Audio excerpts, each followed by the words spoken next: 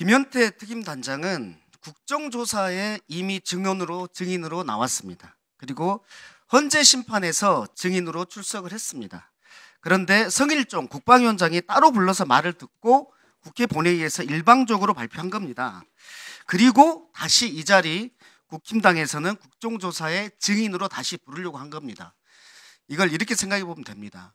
형사법정에서 검찰에게 불리한 증언을 한 증인을 검찰이 따로 불러서 회유하고 다시 그 형사법정에 증언을 번복시키기 위해서 부르면 어떤 판사가 이 증인 신청을 받아주겠습니까?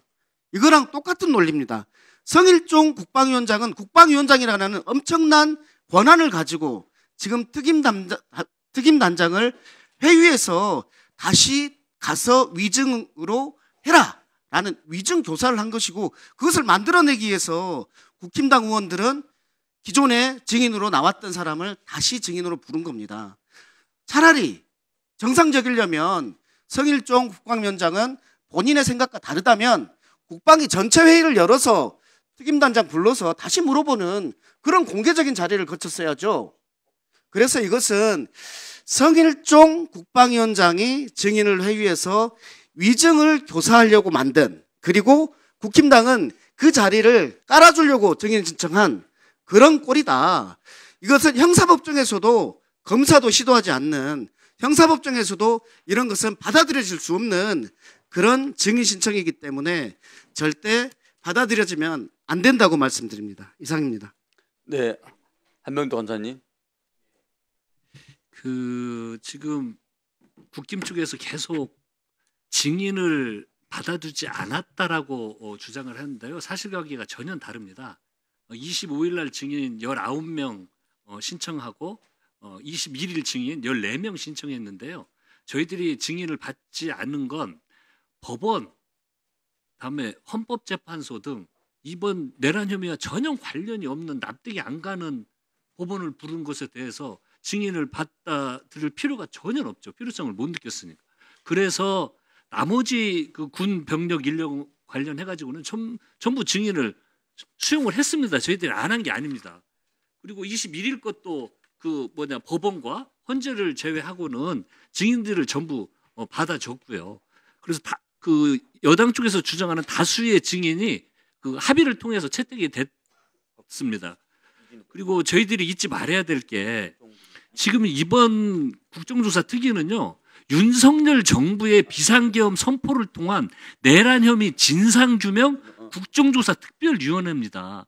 특위를 국회의장님이 꾸린 건 윤석열 정부에서 비상계엄 선포한 내란 혐의를 조사하라는 겁니다. 그래서 이것과 관련 없이 정치적 쟁점을 만들고 증인 관련해서 예를 들어서 이재명, 김어준 등 아무 이 내란과 관련된 전혀 관련이 없는 피해자들을 증인으로 부르자고 하면 그걸 증인으로 채택하는 게 그게 맞는 얘기입니까? 전혀 맞지 않는 얘기죠. 그래서 너무나 턱 없이 과도한 주장을 해서 증인이 채택이 안 된 거고, 실제 내란 혐의와 관련된 증인들은 여당의 주장도 상당수 반영이 돼서 협의가 됐다는 말씀 꼭 드립니다. 그리고 이거 707 단장 이 부분을 받지 않는 건, 이건 이제 정치적으로 내란 혐의, 제가 말씀드린 그 내란 혐의 흐리기 위한 이게 난장판을 만들려고 하는 의도가 너무 보입니다. 이미 707 단장이요, 헌재에서 어떻게 증언했습니까? 검찰에서 어떻게 증언했습니까? 말이 계속 바뀌잖아요. 바뀌고 있고, 그리고 성일종 위원장은 국방위원장입니다. 왜 만났습니까? 누가 먼저 만나자고 했습니까? 왜 갑자기 이분은 헌재에서 한 증언 내용, 그다음에 검찰에서 한 내용을 또 바꿔서 말이 오락가락합니까? 그래서 바뀐 이유를 가지고 쟁점으로 만들고 이번 특위를 통해서 여당은 증인으로 채택을 하고 그걸 확대 재생산시켜서 이 내란 혐의의 본질을 흐트리려고 하는 이 의도가 너무 뻔히 보이기 때문에 저희들이 증인을 채택하지 않았던 말씀 드립니다. 이상입니다.